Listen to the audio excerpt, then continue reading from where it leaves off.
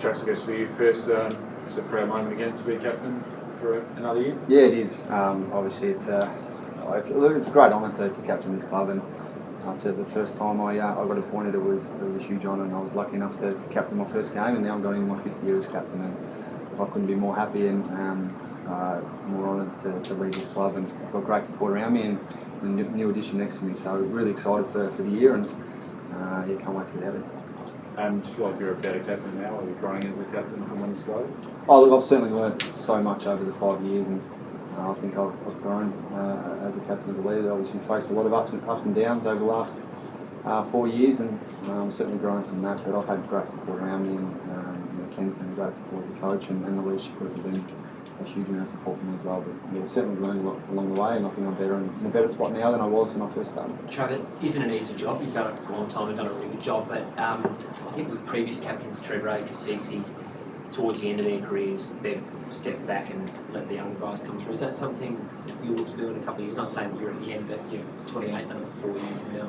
Yeah, look, that's certainly something, and myself and Ken have spoken about that. You know, there'll be a time when I feel that it's time to hand on, and Ollie now stepping up over the last couple of years he's probably been the one that I think he's only 22 and now vice captain of the club is a fantastic achievement, and certainly someone that'll look to take my role whenever that is. But I'll know when it's time to sort of hand it over, and we'll have that discussion. And right now I'm absolutely loving and enjoying the role, and love every challenge that I face. So there's no time frame on that? No, look, there hasn't been a time frame or anything like that. So obviously Ollie will grow over the next few years, and we'll go from there. What does it say about Ollie to be vice captain at 22? It's an outstanding achievement for a quality person. I think we spoke about Ollie when he first came into the club, that he was just a great person, and it was a credit to him and his family, and now he's just grown every year since he's been here, since 2013 I think, and grown as a leader, grown as a person, grown as a player, and it's special to see someone I guess right like that next to you, and it certainly gives a lot of inspiration to a lot of our players, including myself, and for someone to do that at such a young age is incredible, and it's very, very bright for his future ahead. And Trav, you faced massive overtures to go home, and you chose Victorian boy to stay home. I guess like Ollie, you're hoping now that he becomes a one-club player. He'll no doubt get those enticements in a year or two. Yeah, he certainly will, and being 22, and he'll face those challenges, and he's an incredible person, and he'll deal with those challenges and put other people first, because that's who he is, and hopefully he can take over from me one day and lead the club forward.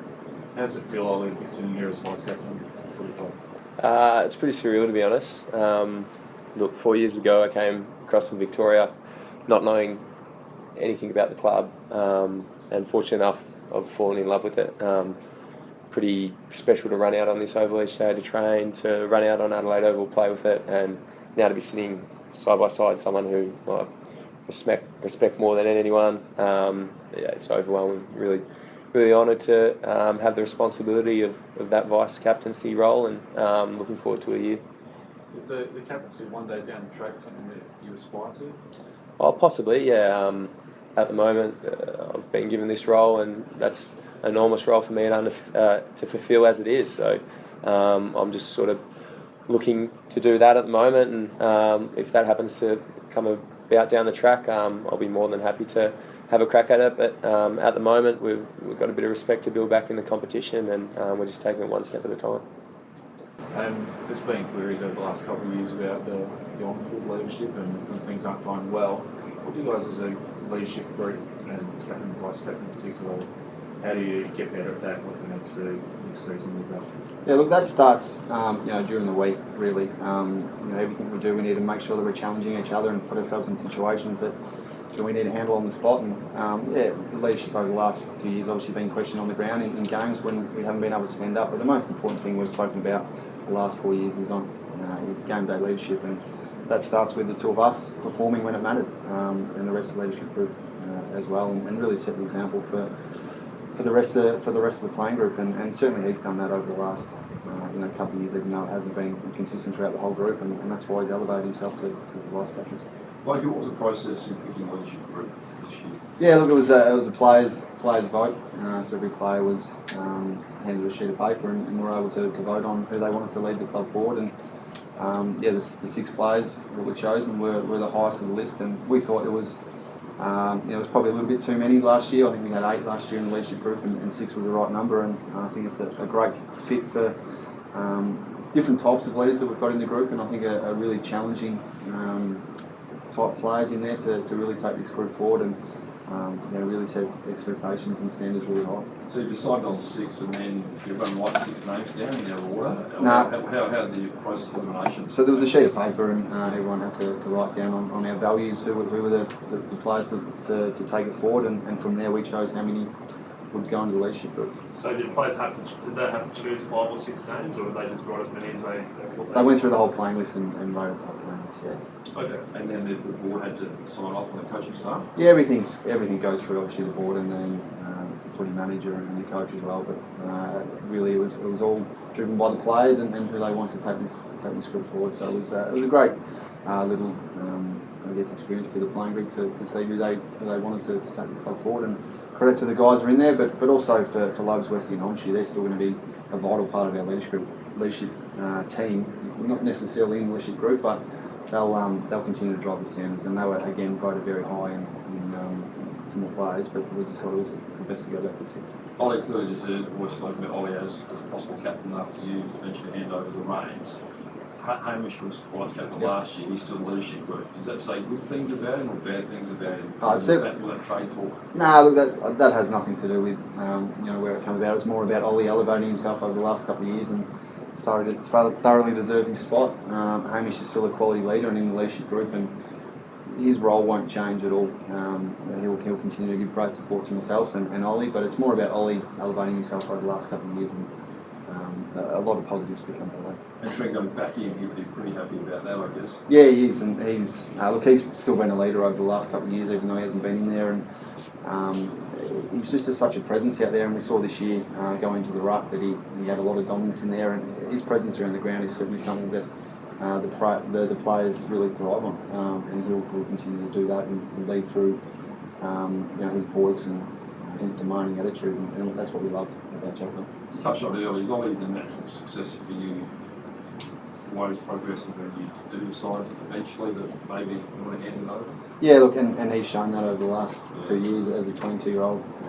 He's just a quality person, does everything right. As I said, I learned a lot off him.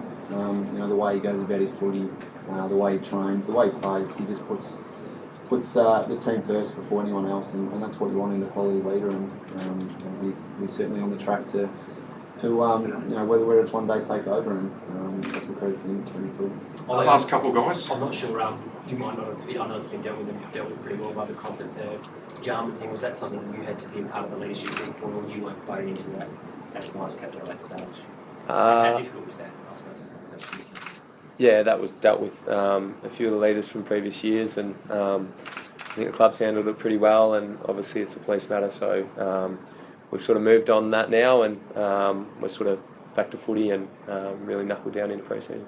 Chops, with Hamish stepping down out of the vice captaincy role, how well did he take that? Obviously, he's still part of the leadership group. Yeah, look, Hamish is the ultimate team man and professional, and he took that really well. We had a chat today, and he was completely fine with it and really understood that Ollie has stepped up over the last couple of years, and so that's all credit to Hamish, obviously, with everything that's happened over the off-season.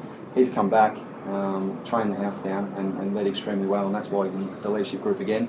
But as I said, it's more about Ollie stepping up over the last couple of years and deserving that spot. But Hamish took it really well, and he'll continue to lead in the way he does. How's pre-season tracking, heading towards the change you're trying to make for next year? How's it going at the halfway mark? Yeah, look, it's been a great few weeks now. It was great to come back and have the young guys already been here for 2 weeks, and you can see how much they've learnt already from a few things we've changed, and then going over to China and come back again, the standard just kept lifting. And that's what we've got to do. We've got to come in here each day and control what we can, and that's about getting better each day, improving each day, and taking that as it comes. And our young guys and our senior players have really been driving that, and it's been really well received by the coaches and the playing group that we're taking control of that and really trying to set a standard. So it's been exciting. How hard is competition for your best 22? Oh, it'll be a tough job for Kenny, that's for sure. And the challenge is to get as many fit players out there as we can and make it as hard a job for Kenny as possible, because and even our young guys coming in, I couldn't be more impressed with all the draftees coming in, and they're certainly going to be pushing for a spot as well. So it's going to be a tough job for Kenny, and exciting to be training with a group that is setting such a high standard on track. So Thanks, everyone. They look pretty vast, those draftees. When they've got 4 decent picks, they look pretty vast as opposed to some of them might get a pick 70 or 80. Yeah, all of them that have come in, even the rookies, and they all just look ready to go, which is credit to Parks and his staff that have brought these guys in. And not only are they good players, they're great people again, and they just want to come in and learn. I don't think we've had a training session where they haven't asked a question, which has been outstanding, and it just shows that they're here for the right reason, and that's to play footy and win games of footy and take this club forward. So it's been good.